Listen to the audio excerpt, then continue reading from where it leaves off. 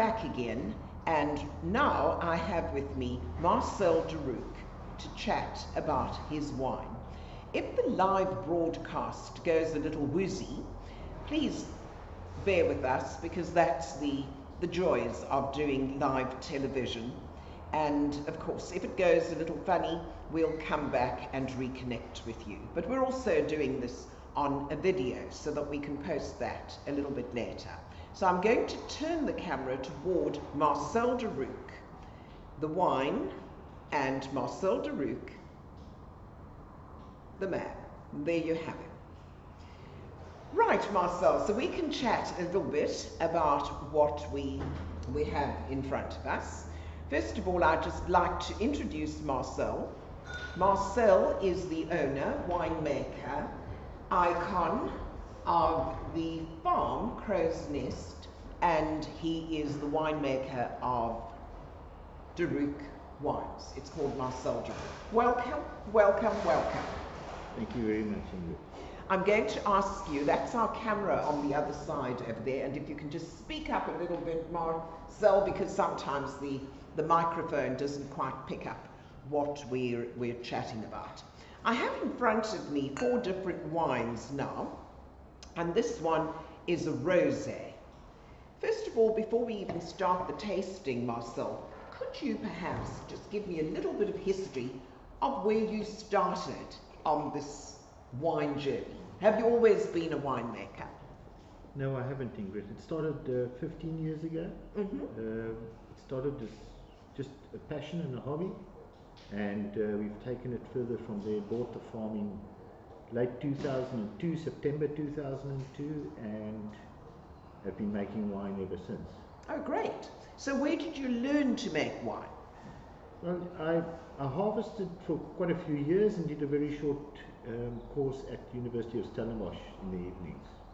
Okay, so really you are self-taught, I would say, because I've also done a few short courses and a couple of long courses at various places, but I'm not a winemaker. But you're a winemaker, and that means that you've done this out of passion and you've taught yourself, basically. Yes. With some good friends, because I must say in the wine industry you must have friends. Yes, of course. I've had friends that have been a blessing, really. They've taken me through a fantastic career, and we're absolutely passionate about our wine and the love of it, and the people we meet through it, because it's a very sociable product, obviously. Absolutely, I could agree and attest to that. Sociable is what I like. So Marcel, we're sitting in this lovely cellar, your reception area here. It's very authentic, I must say. It feels like I'm in a cathedral, quite honestly. Lovely high ceiling, beautiful windows up there, these huge 2-leaved doors that we have. Did you make this, build it yourself, or how was it here when you bought the farm? No, there was nothing on the farm. We developed it from scratch, built and even designed the cellar with a pencil on a paper serviette in a restaurant with a friend one evening. That sounds wonderful. And that's how it came to be. Yes. You know, you do silly things when you've had a few drinks, and we built this wine cellar out of that. And you also have some very strokes of ingenuity when you've had a few toots as well, I'm sure. Yes, of course. Oh, good. So now you've built the cellar.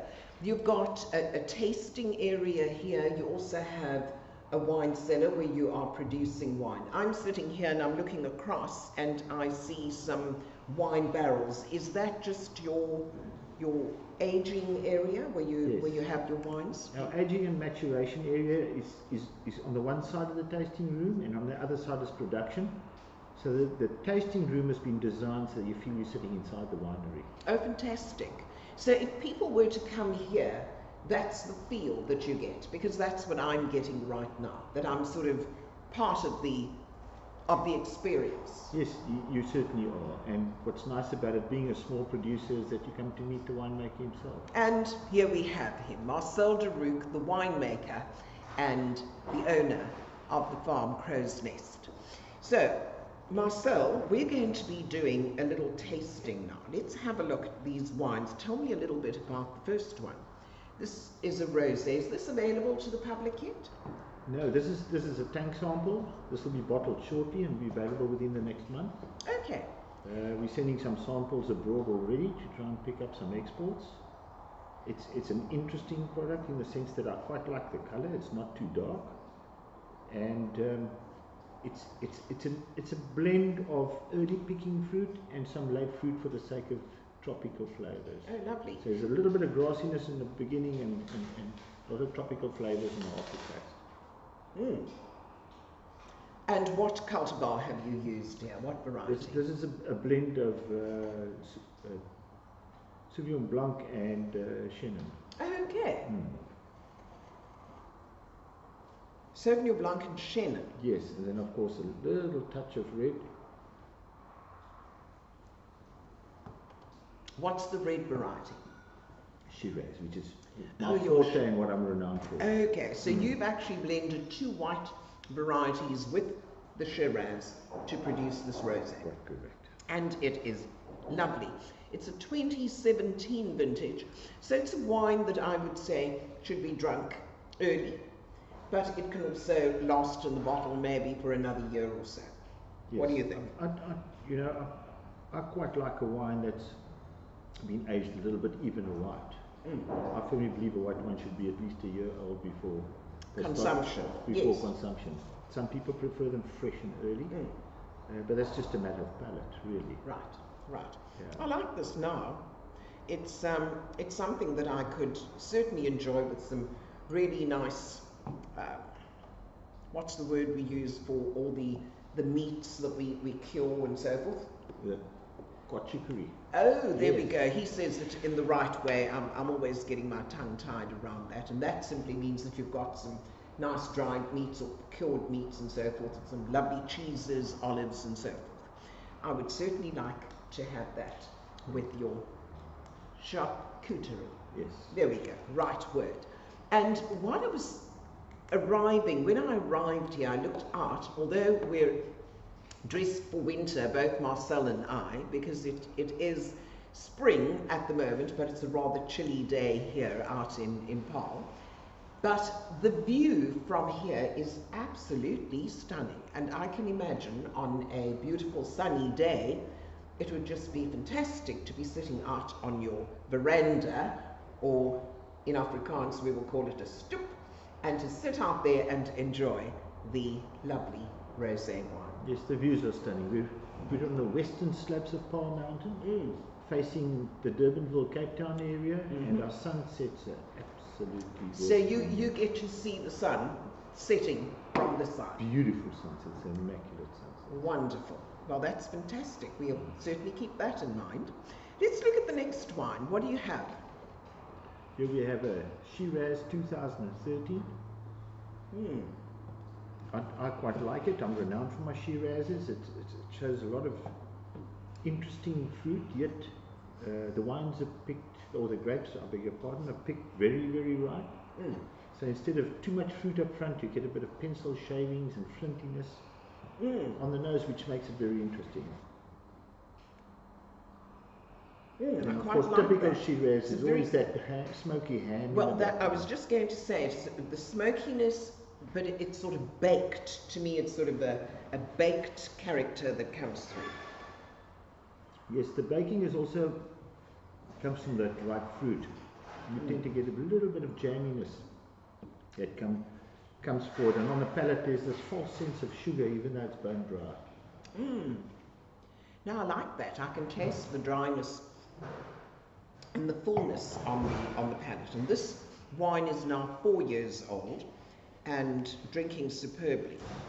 I rather like this one. And recommendations of food for this would be easy wine with, it's not too complex, so it will go well with a nice steak. You can serve it with your roasts, your casseroles, and dishes like that.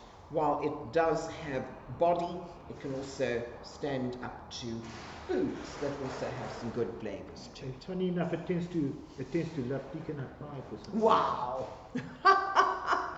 It's just taken its own fancy. Oh, there you go. Yeah. I've always said a little red with a little sweet is not a bad thing at all.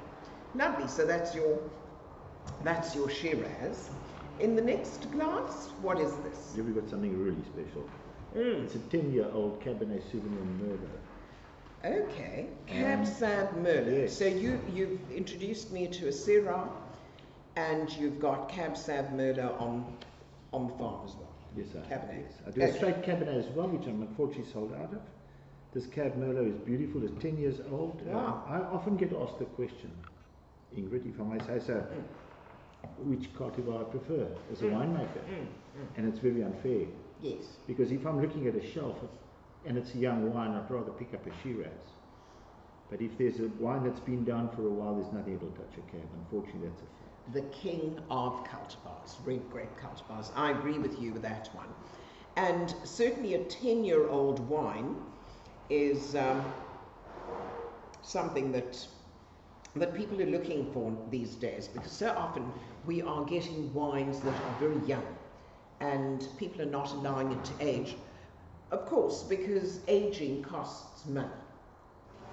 You know, the longer you leave it in the barrel or the longer you leave it in the bottle, it takes money. So tell me what your cellar door price would be for this. Cellar door price for these red wines are 90 Rand a bottle. For this 10-year-old as well? As well. My goodness. What we do is what a bargain, what a bargain. I understand cash flow problems, and you know, if you've got this passion and this love of wine, and it's just not good enough unless it's right for the market. You're right. So we'll age things till perfection, and we won't release it until it's ready. I think this one is superb right now. So how much of this do you still have available? Unfortunately, of the Cab Merlot, not much at all. You know, we normally bottle about 1,800 bottles of each cultivar at a given time, even though they're a few batches. And this is the last batch of this specific wine. Okay, 2007. So I'd like to tell our listeners and our audience, if you're out here in the Paarl Valley, do come into Crow's Nest and come and try some of these Marcel De Reuck wines. There is just a few of these Cab Merlot. Cab Merlot, 2007 available, and it's an absolute bargain at 90 Rand per bottle. Right, that really is lovely. Let's move on to the last wine. What do we have here? Now, this is something just as interesting. It's a Cape Ruby, a vintage Ruby, 2012, which is what would be known as a port in Portugal, but we're not allowed to call that on the label anymore. Yeah, we can't call it port because it doesn't come from Portugal. So we do refer to it as a Cape Ruby. So this is the Ruby style port. Okay, so tell me a little bit about it. What do you have, port varieties, or what variety have you used? I do. I've got a Tinta Amarella. Oh, wonderful. A small block, produces not a lot of wine, but then again with port you don't need much. No. It's a limited type of product. It's not the kind of thing that mass sales in the marketplace. This specific wine is very interesting because on the nose it's bone dry, and you'd sometimes even think that you're going to be drinking a dry red wine, but on the palate it is so round, soft and sugary. Lovely. Yes. Lovely. It's not overly sweet at all. It really is superb. I would say I love port just on its own. You know, a winter's day, around the fire and so forth, but also around when you're just sitting enjoying with friends some cheeses, some pretzels and things like that. Love this. What is the cost of this? What's the price of this one? 110 Rand a bottle at the cellar. 110 at the cellar. Considering that it was fortified, it's a very reasonable price. We use 3-year-old brandy alcohol to fortify it, which is very interesting because the alcohol's already been matured. It's got a nice yellow-brown color from the barrels. Right. And it makes it's a very expensive exercise, but it's the best way to make fortified wine. Fortified. Well, I think this is really, really nice. So Marcel, we've tasted 4 of your wines, and I must tell our audience that I've been delighted to do the exercise this morning. It was really very impromptu. I came out to the farm just to come and have a look and to investigate what's happening here at Marcel De Reuck Wines and the Crow's Nest Farm. I'm really excited about what's going to be happening at the farm in the near future, and I'm hoping that many of you are going to find your way out to the farm along the R44 on your way to Wellington. Marcel is one of those guys who does the personal thing, and he's going to really be happy to look at your needs in the future, because after all, it's all about what the client needs. Marcel tells me that he's got some super things happening very soon, and so watch the space. The Crow's Nest, Marcel De Reuck, the wine and the man. This is Ingrid Graham from WineTelligence, the smart way to learn about wine, signing off. Thank you. Till next time. Goodbye.